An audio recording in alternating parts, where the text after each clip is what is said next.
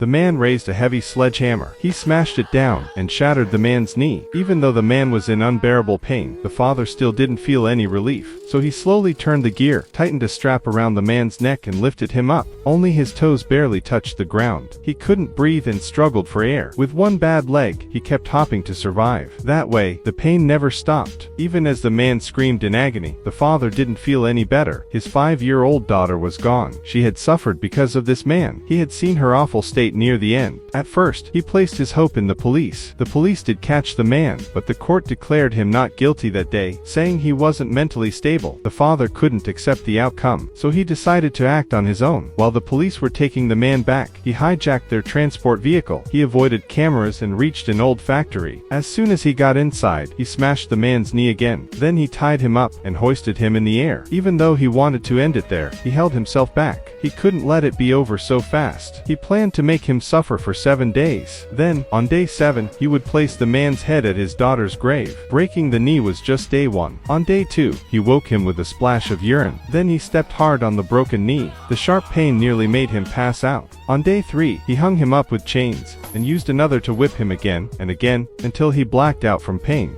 On day 4, he took out some anesthetic, injected it into the man's body, and performed a surgery, removing one of his kidneys. He then cooked the kidney into a hot stew. He brought the bowl back to the man. Hearing him eat like he was starving, the father finally gave a faint smile. On day 5, afraid he might not last, he gave him a bottle of nutrients. On day 6, he saw a woman on TV, a mother who had also lost her daughter. She publicly condemned him, saying his way of revenge went too far. Her words made him laugh in anger. That night, he broke into her home, knocked her out, and brought her to the factory. He handed her a hammer and asked her to strike, but the woman refused to move. Frustrated, he locked her inside too. Soon, the 7th day came, but that's when the police arrived. The father planned to shoot the man once, then turn the gun on himself. But just then, he saw his daughter in his mind. She told him this wouldn't bring peace, and would only drag him deeper into darkness. She didn't want her dad to lose everything. In the end, he chose to spare the man, and chose to forgive himself too. As he walked out of the hate-filled room, the sheriff didn't knock him down. Instead, he gently led him away from that place.